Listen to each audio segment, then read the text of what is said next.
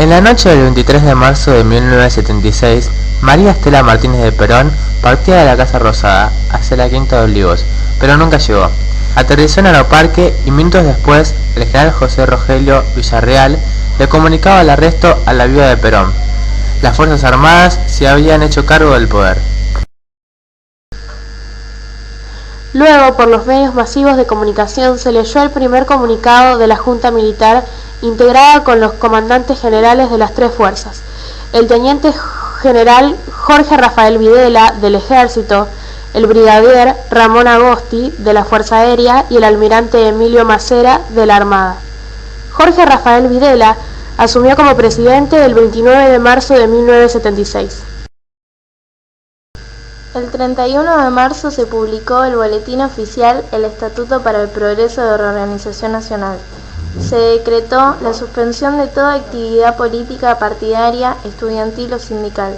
Se prohibieron las huelgas y las negociaciones colectivas. Se anuló la libertad de prensa y se continuó con el estado de sitio implementado durante el gobierno de María Estela Martínez de Perón en 1974. En los últimos días de marzo del 76, el presidente Videla designa como ministro de Economía a José Alfredo Martínez de Hoz, un empresario y economista liberal, presidente del Grupo Hacienda.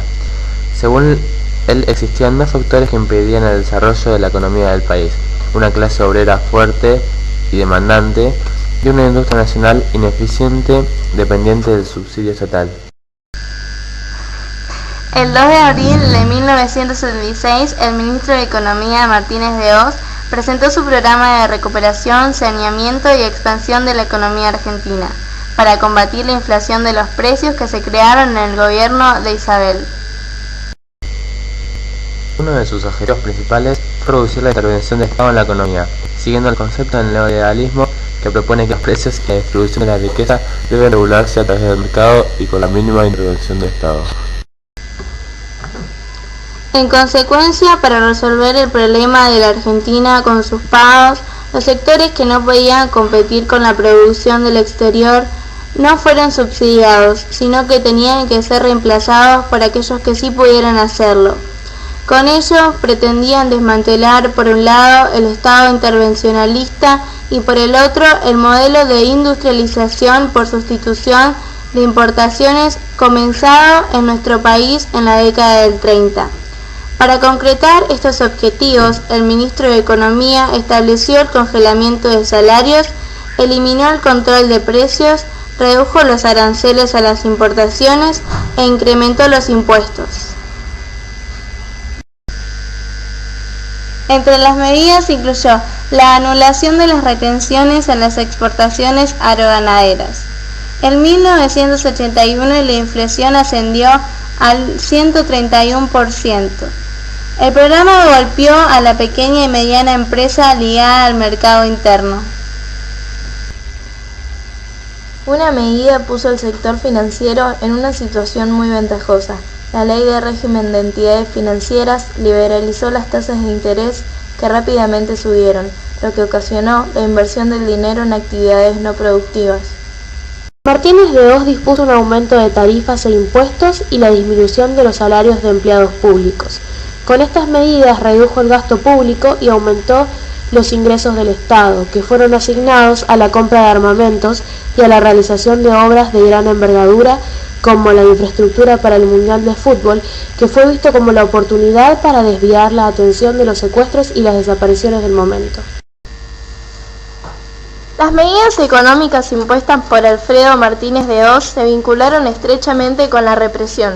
Con esto queremos decir que todas aquellas medidas económicas sirvieron como método de control de masas. Durante este periodo, el dólar era barato para los argentinos, por el tipo de cambio bajo. Esto favorecía la compra de bienes importados y la realización de viajes al exterior. De este modo, las importaciones aumentaron, superando las exportaciones. Este desequilibrio en la balanza de pagos se resolvió a través del endeudamiento externo. La deuda externa es la suma de las deudas que tiene un país con entidades extranjeras. Se componen de deuda pública, la contraída por el Estado, y deuda privada, la contraída por particulares.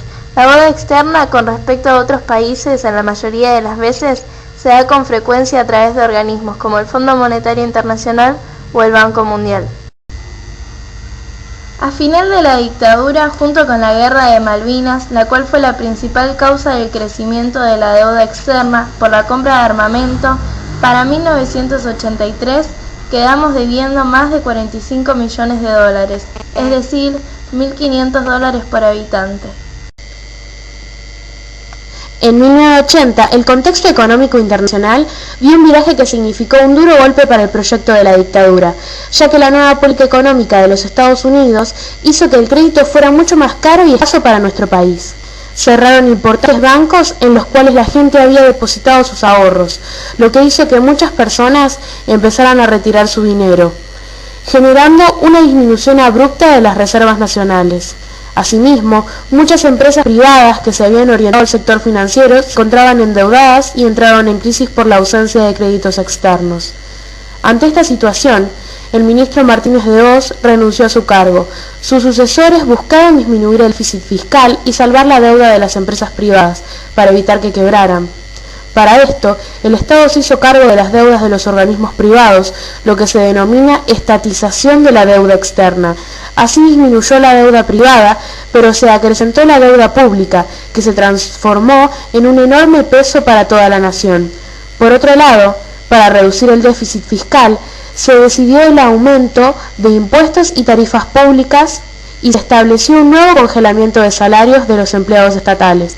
Esto se sumaba a un contexto en que los precios aumentaban y provocaron movilizaciones que pusieron de manifiesto que el régimen militar había entrado en crisis. En marzo de 1981, Roberto Eduardo Viola sucedió a Jorge Rafael Videla en la presidencia, en un contexto desfavorable para la dictadura. Por un lado, se manifestaba la crisis económica y por el otro la política represiva que había logrado mantener el orden a través del terror ya había salido a la luz por las denuncias de los organismos de derechos humanos y recibía duras críticas del exterior. Viola fue forzado a dejar la presidencia después de tan solo 8 meses de gobierno y reemplazado por Leopoldo Fortunato Galtieri.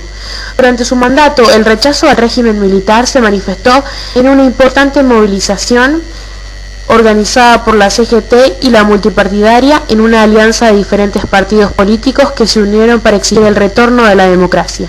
El objetivo inicial de este golpe de Estado nunca se cumplió, o lo que es peor, nunca existió. Los medios utilizados para combatir a los llamados subversivos eran peores que el mismo supuesto delito cometido por estos.